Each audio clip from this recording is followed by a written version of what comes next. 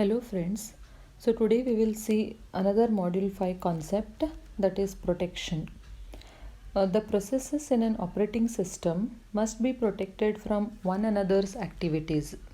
So for that purpose, various mechanisms can be used to ensure that the files, memory segments, CPU and other resources can be operated on by only those processes that have gained proper authorization from the operating system.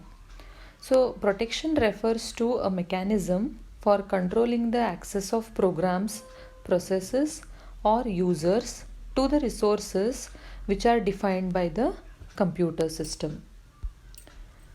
So, the objectives of this chapter is, so here we are going to discuss the goals and principles of protection in a modern computer system.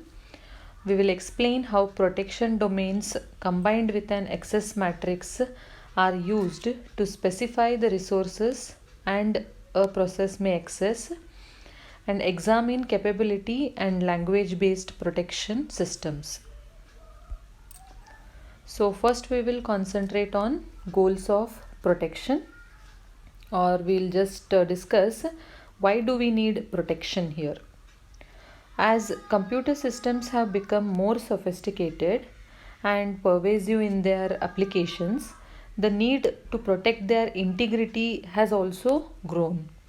So, protection was originally conceived as for multi-programming operating systems, so that untrustworthy users might safely share a common logical namespace. They can like a directory of files, or share a common physical namespace such as memory.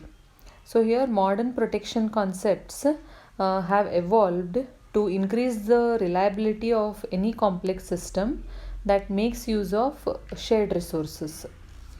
So we need to provide protection for several reasons.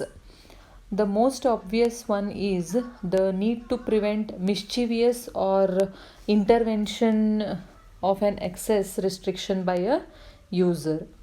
The more general importance is need to ensure that each program component which is active in a system uses system resources only in consistent ways with the stated policies. So this requirement is absolute one for a reliable system. So protection can improve reliability by detecting the errors at the interfaces between component subsystems. So if you detect these errors at the early stages, then you can prevent your system from contamination of healthy subsystem by malfunctioning attack. So here a protection oriented system provides means to distinguish between authorized and unauthorized access. So you have to make people use your system only if they are authorized. If they are unauthorized, then they may be harmful for your system. So the role of protection in a computer system is to provide a mechanism for the enforcement of policies governed by the resource use. So here mainly we are going to discuss about the policies what we are going to have and the mechanism. So policy in the sense what will be done in the system, and mechanism how we are going to achieve that. So here these policies can be established in various ways. So few are fixed in the design of system here, which are already inbuilt in the system, and few others we can define ourselves to protect our own files and programs. So here protection of the system must have the flexibility to enforce a variety of policies that can be declared here. So this is a goal of protection. So here we are going to describe various mechanisms in this video, and the mechanisms the operating system that should provide, so that an application designer can use them in designing the own protection software. So here policy is different from mechanism. So as I told already, Mechanism determine how something will be done, and policies is nothing but what will be done.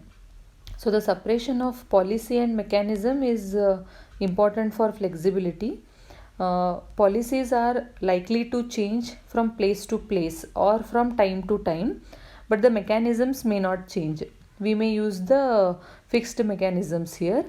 So the general mechanisms are more desirable because a policy change would require the modification of only few parameters or few parameters as a mechanism. So this is about the goal of protection, or why do we need the protection, or how we are going to try to achieve the protection in the system. And next we will see is domain of protection. A computer system is a collection of processes and objects. So by objects, what we mean here is any hardware or software objects they might be. Hardware objects, for example, we can consider CPU, memory segments, printers, disks, and tape drives. And software objects we can consider as an example files, programs, and semaphores. So here each object has unique name that differentiates it from the other objects in the system. So you can just identify those objects using their names, and they can be accessed only through the meaningful operations here. So they are these objects are nothing but abstract data types. So the operations that are possible depends on the object here. So we are having various objects here. Now what kind of meaningful operations we are going to perform on these depends on object to object. Now for example, if you consider CPU as an object, you can perform only execution operation on this. So here any program or any process can be executed on the CPU. Then if you consider memory segments, then this can be used for only read or write. Or for example, if you take CD-ROM, here also we can use only read operation. Now for example, if you take data files, files can be created. We can open the files, we can read, write, we can close the file, or we can delete the files. So and if you consider program files, then you can read those, write, execute, and you can delete. So here what all operations we are going to perform on the files, perform on these objects depends on what object we are going to use here. Then next we will see is the principles of protection.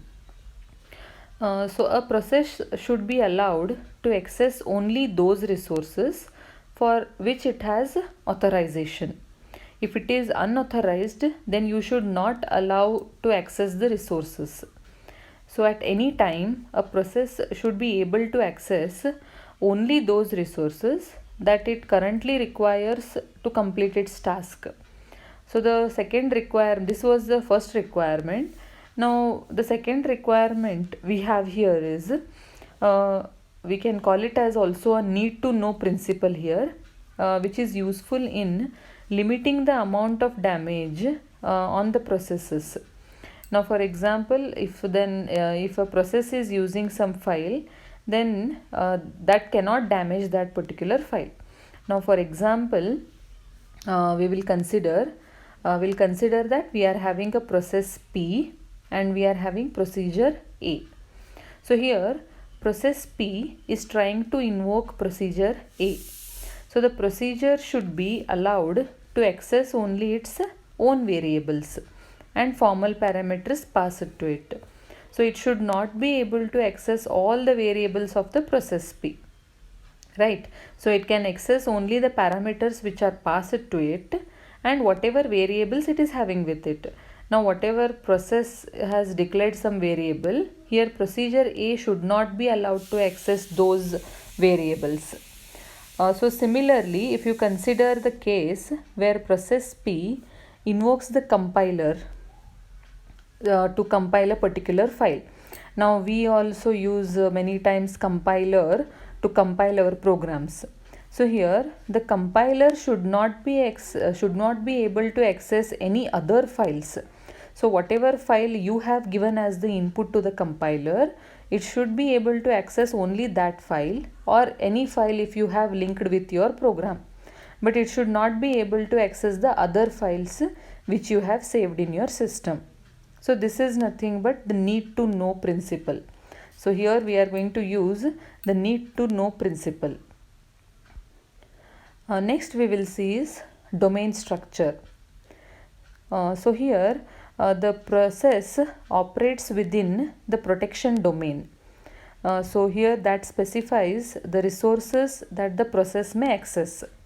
So the protection domain is nothing but what all resources a processes may access, it shows here.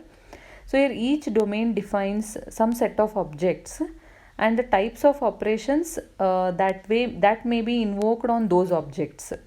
Now for example, if I specify an object like one file ABC, okay, so I will just specify some operations that can be performed on that file. Now suppose we are having process P, then there is file ABC.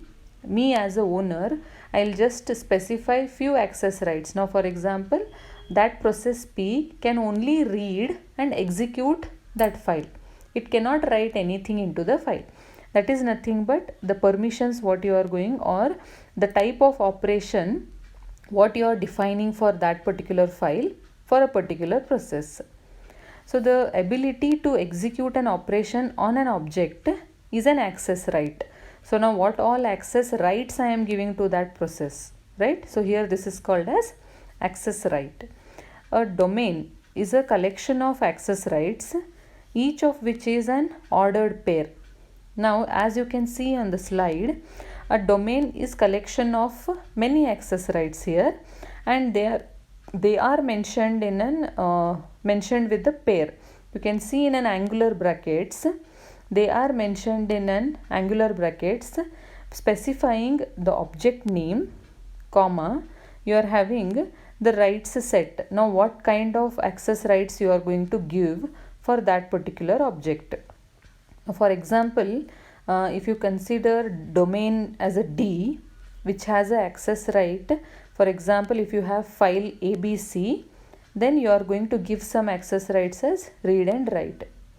Now if you want to consider the example which is shown in the slide, so here you can see we have three domains, D1, D2 and D3. So the access right given here is in angular brackets. For example, you can see in the slide that is O3, comma, in the flower bracket we have read write, right?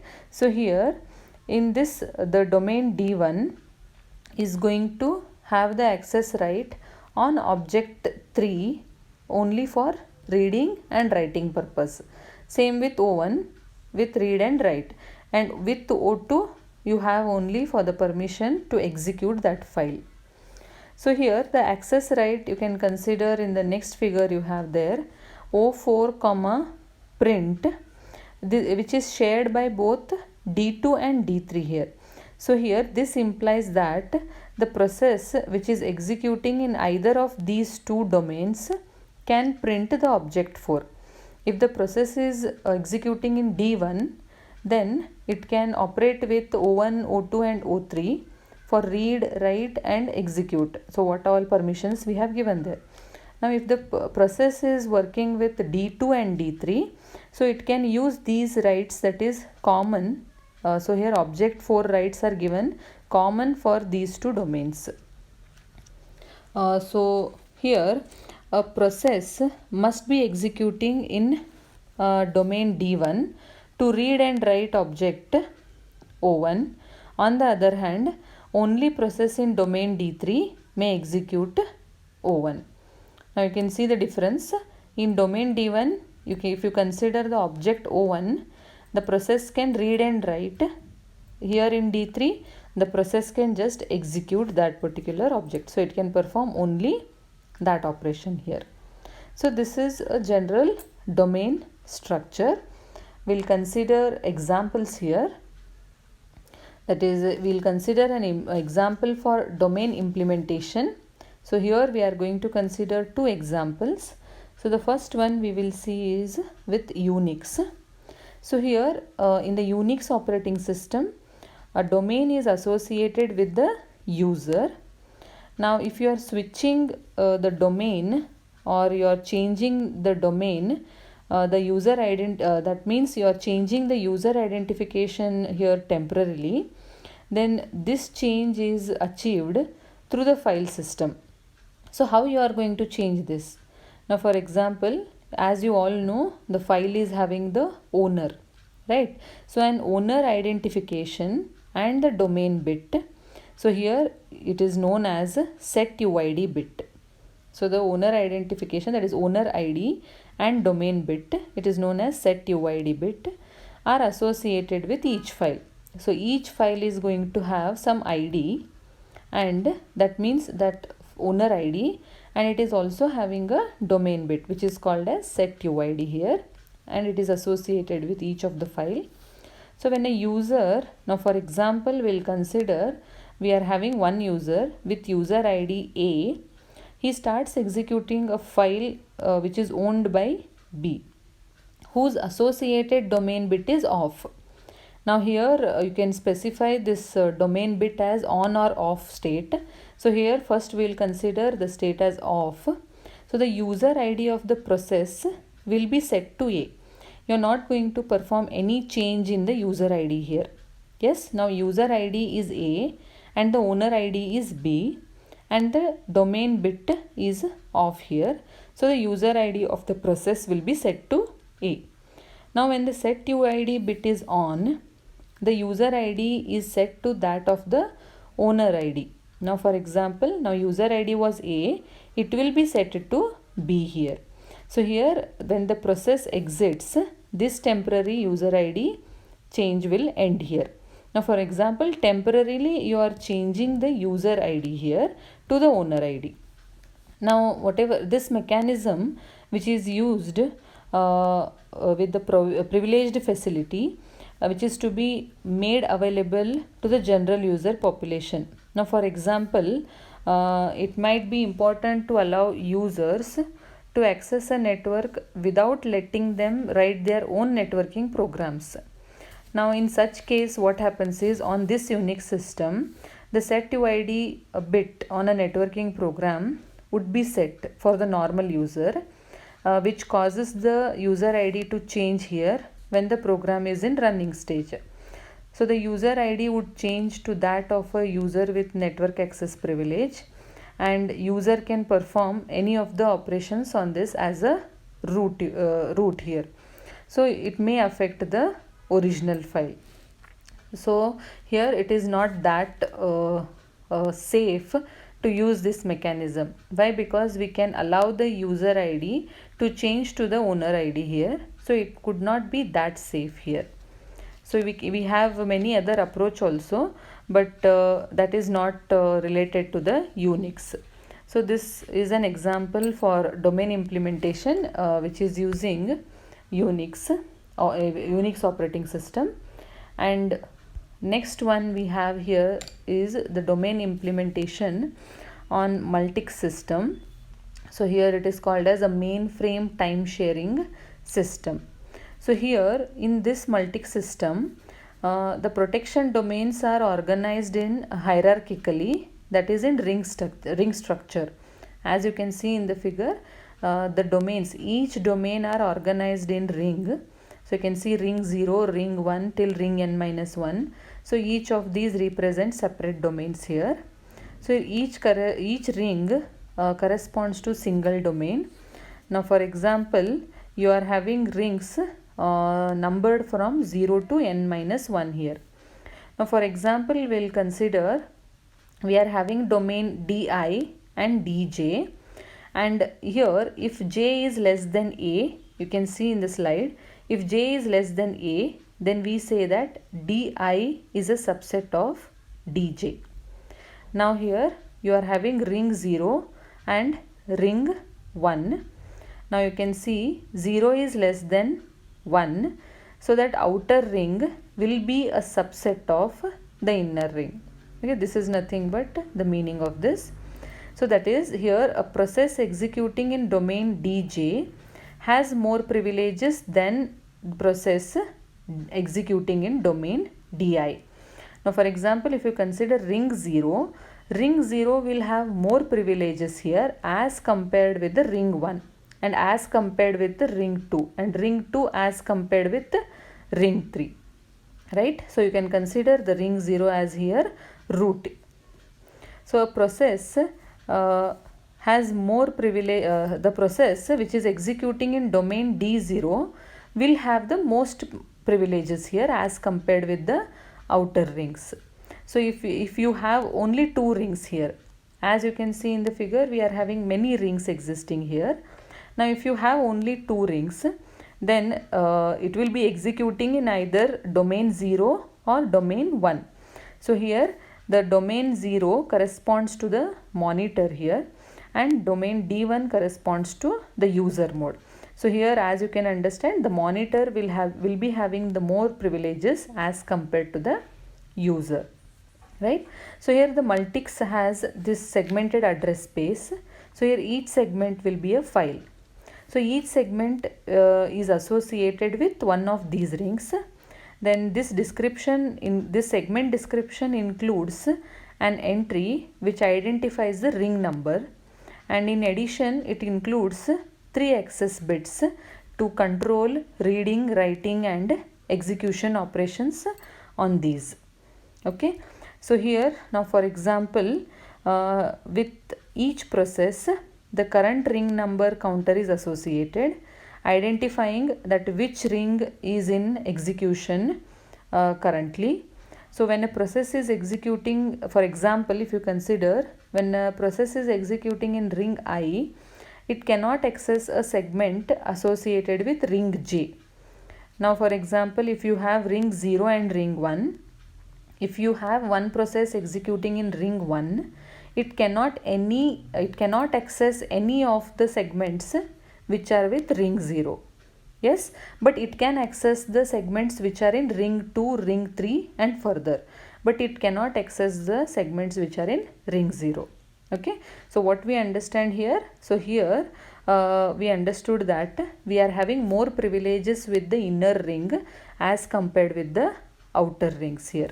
So this type of access, however, is restricted according to the access bits associated with that segments. Now for example, here we are having many other rings. So each ring is associating with some access rights. That is, you can read in that domain, you can write in that domain, or you can execute in that domain. Okay, now for example, if ring 0 is having execute permission, ring 1 is having write permission. Okay, ring 0 can access ring 1 segment, but ring 1 cannot access the ring 0 segment here. So this is what an example of Multics. So this is it for today's session. So I hope you all have understood the goals, principles, the structure of the domain and domain implementation with 2 examples. Thank you.